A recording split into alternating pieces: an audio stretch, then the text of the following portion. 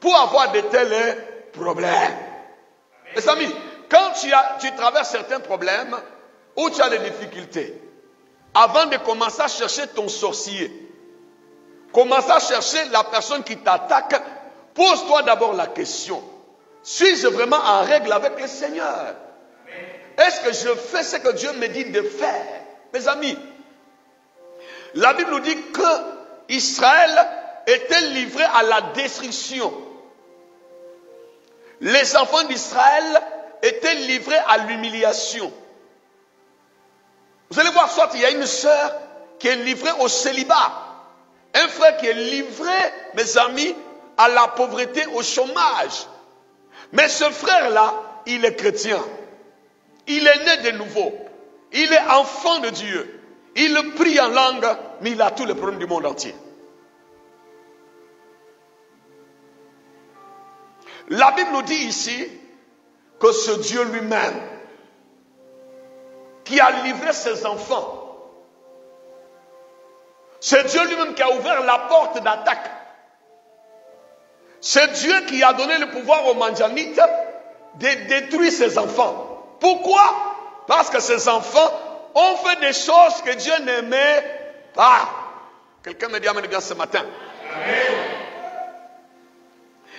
La Bible nous dit, les enfants d'Israël firent ce qui déplaît à l'Éternel. Quand toi tu marches, tu es né de nouveau, tu as donné ta vie à Jésus,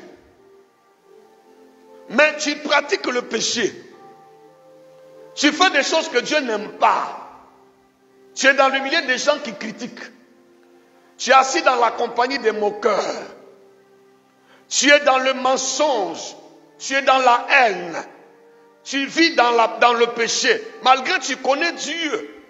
Mais Dieu va te livrer à la destruction. Mes amis, tout n'est pas toujours Satan. Tout ce que nous avons comme problème là, ce ne sont pas toujours les démons qui sont le premier à le faire. Parce qu'ici la Bible nous dit clairement que les enfants d'Israël firent ce que Dieu n'aime pas. C'est comme ça, leur Dieu. Vous savez, je disais le vendredi que un vrai enfant de Dieu ne peut pas être détruit sans que l'enfant de Dieu soit en opposition, soit dans le péché.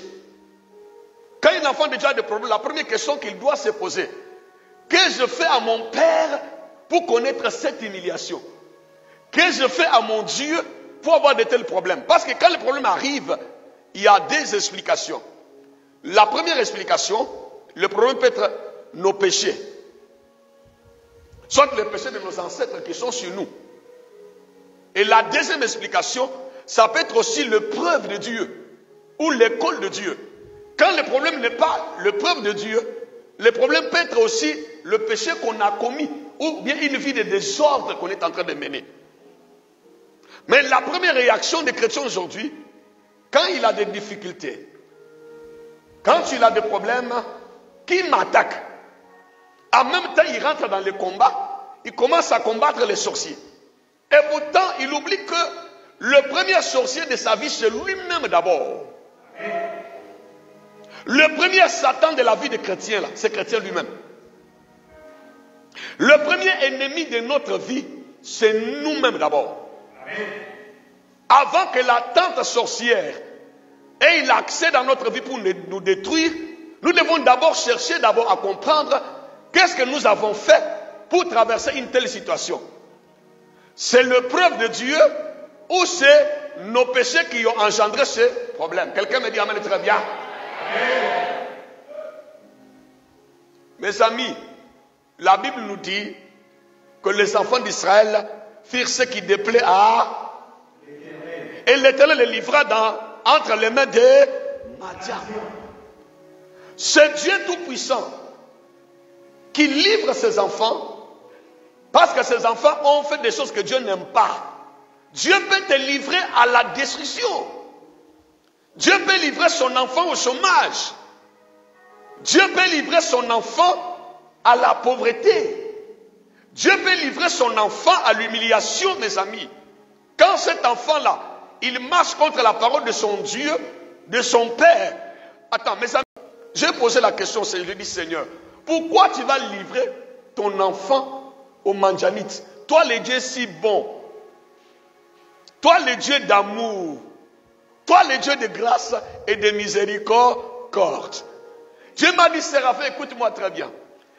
Quand je livre mon enfant aux mendiants là, c'est pour conscientiser mon enfant.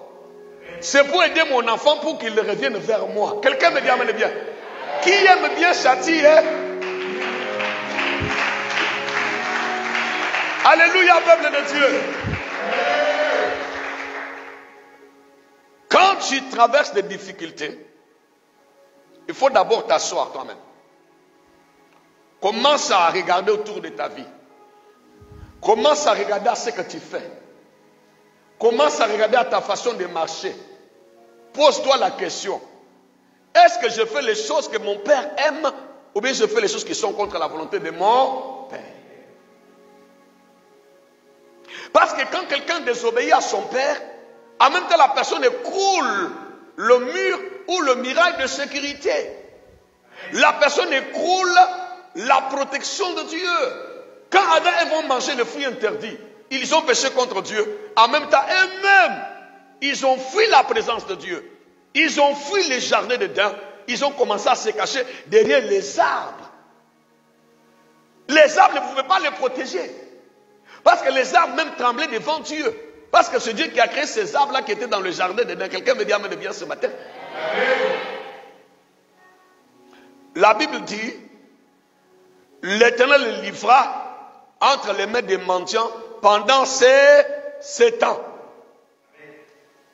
Je disais que le 7 ans là, le chiffre 7, c'est le chiffre du repos. Parce que le 7e jour, Dieu s'est reposé de toutes ses œuvres qu'il avait créées. Voici que ce peuple qui était prédestiné à vivre le repos, au lieu que ça soit le repos, le vrai repos, mais ils sont dans le 7 ans d'humiliation. Il y a des gens comme ça, qui étaient prédestinés à la santé, à la joie, à la prospérité, au mariage, au succès, au bonheur. Mais ces personnes-là, au lieu d'être dans le 7 ans de joie, mais ils sont dans le 7 ans d'humiliation. Mes amis. Israël était dans le chiffre des repos. Mais pas le repos de Dieu. Mais Israël s'est reposé dans l'humiliation. Il s'est reposé dans le problème. La Bible nous dit qu'ils étaient dans la destruction de 7 ans.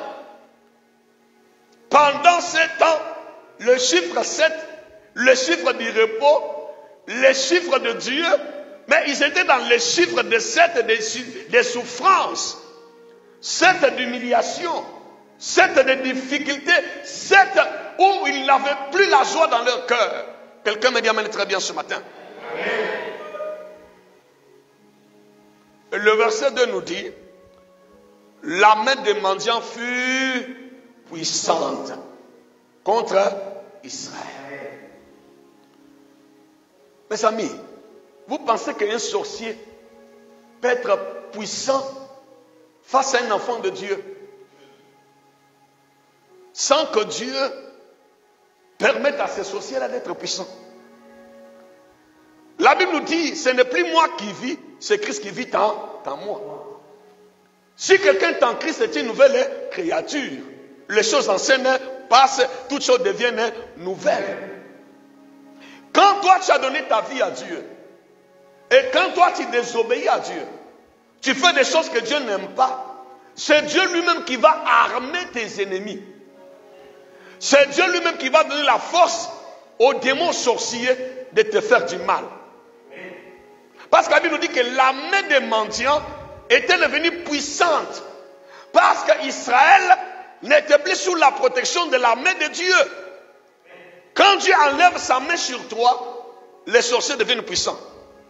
Quand Dieu enlève sa main sur son enfant, les démons deviennent puissants. Quand Dieu enlève sa main sur son enfant, Satan devient puissant envers nous. Mes amis, on ne peut pas résister aux démons, ni aux sorciers, ni à Satan, si on n'est pas avec Dieu. C'est pourquoi quand nous péchons, nous devons nous rappeler que le péché nous affaiblit. Le péché permet à Satan d'être fort. La désobéissance à Dieu permet aux démons d'être forts. La désobéissance à Dieu permet aux sorciers d'avoir de l'emprise sur nous, mes amis. La Bible nous dit que la main des mendiants était devenue forte. Pourquoi? Parce que Israël avait fait des choses que Dieu n'aimait pas. Mes amis,